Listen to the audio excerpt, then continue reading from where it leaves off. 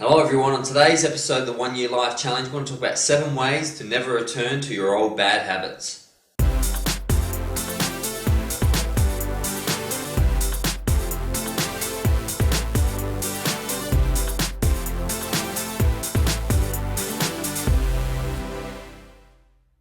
Hello everyone, today as mentioned in the intro, we're going to talk about 7 ways not to return to the old habits that may have been the repeating patterns of your life that caused pain or really didn't allow you to become your true self. We're going to illustrate that through an incredible Chinese story about burning your boats. In the Western tradition we call it burning your bridges, but we're going to talk about that and it's going to take a real interesting slant. It's going to be the opposite of what you think. So as always, I'm going to begin with a quote on the subject, and that quote is, "The good fighters of old first put themselves beyond the possibility of defeat and then waited for an opportunity of defeating the enemy." 490 BC, Plato. The good fighters of old first put themselves beyond possibility of defeat. So they come from a place, a centered place, they come from a good place, and then waited, so they were patient with infinite patience, for the opportunity of defeating the enemy. They didn't rush into anything. And you can see through that sort of statement that we really talk about a couple of key things about moving forward.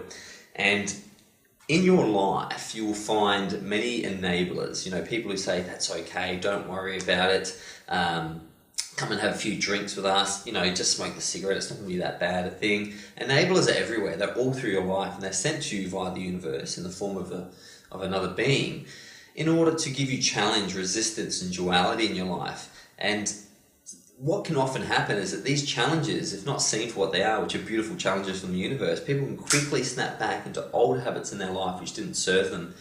And probably one of the key stories I've ever heard about making sure that you never look back is from The Art of War, the amazing book by Sun Tzu. And there was an island off China, which we'll call Hong Kong for now, but it wasn't named in the text. And this island was inhabited by ferocious warriors, and no warring state in China had ever been able to conquer this island. Its reputation preceded it, and most people had just given up. But Sun Tzu knew the strategic importance of this island, and he decided to take his men in 100 ships over to this island. So he got his 100 ships together, he went to the island, he called his men onto the beach, and he said, "Men, this island is full of the fiercest warriors that we've ever fought, and there's a reason why they're the most fiercest warriors, the best fighters. It's because if they lose on this island, they have nowhere to go. This is their home. They've defeated enemy after enemy after enemy because they have no choice but to win. They cannot turn back. They cannot go home. This is their home, and that's why every single invading army has continually lost to these great warriors." And then Sun Tzu said, "So I'll get you to direct your gaze back to the beach." And as all the soldiers turned around, they were shocked to see that all the boats were on fire.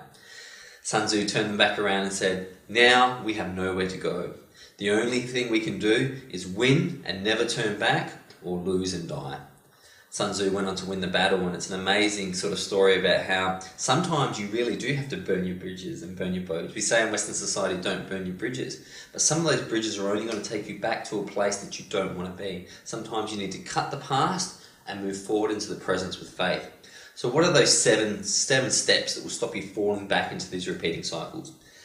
Well, step 1, whatever you're trying to be and achieve, you can only be it in the present moment.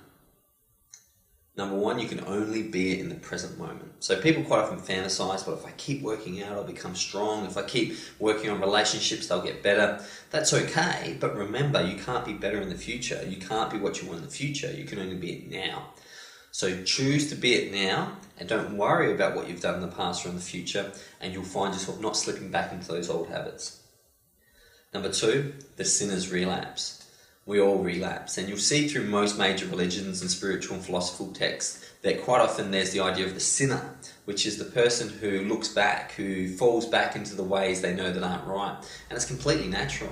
One of the challenges we have, and I've seen it quite often with alcoholics, is they will relapse, and they'll feel so bad about the relapse and feel that life is so hopeless and they have no willpower that they just decide to drink because of how they feel about themselves. Understand relapse is normal, and when you catch yourself doing it, you can always just take 1 microsecond to come back into the presence and stop.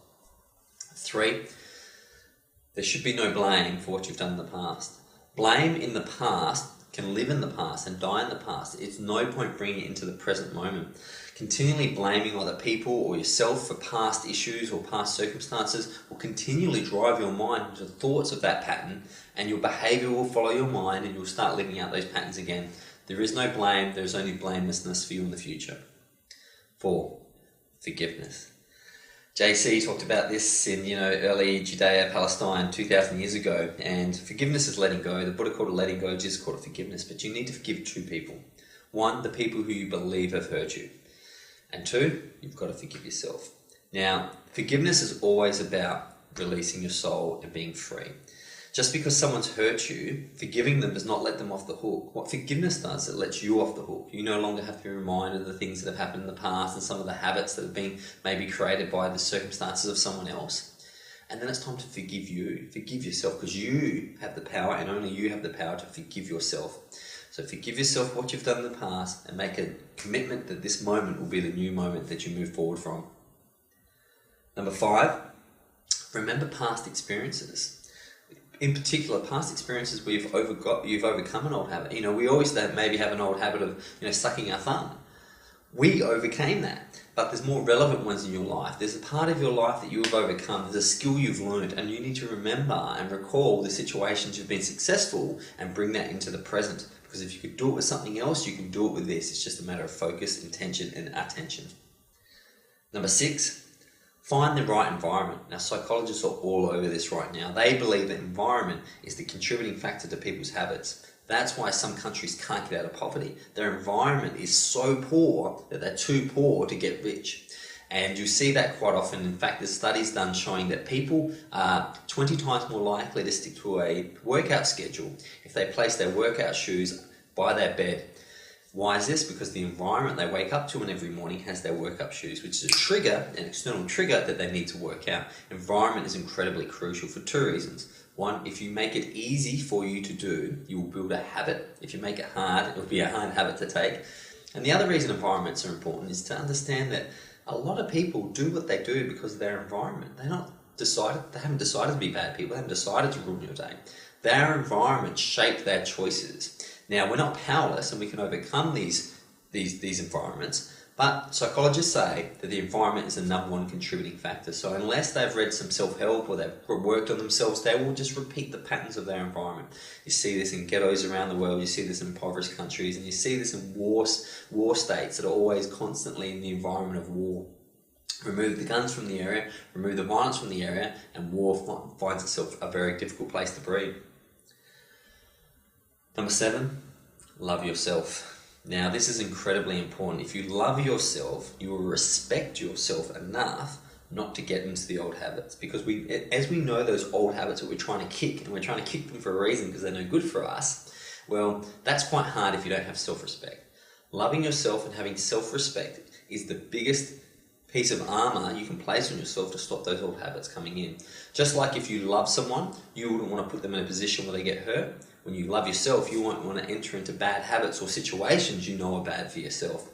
So sometimes it's really important to burn your boats. You're not going back, you're only moving forward from this present moment where you have power. These 7 steps are really crucial because we've all had things in the past where we know that we need to cut it out, and self-respect is at the key of that. Not self-esteem, which is the way you see yourself and the rest of the world sees yourself. Let them deal with that, that's none of your business. Self-respect. If you loved yourself, what would you do for yourself today? And then remove the if and know that you do love yourself, because it's impossible to bring life into the world without love, and then decide on how you're going to do it. Old habits are like bad acquaintances or bad in-laws that keep coming and visiting you. It's time to shut the doors, burn your boats, and move forward as new habits replace the old habits. Thank you, and I'll see you for tomorrow's video. Bye.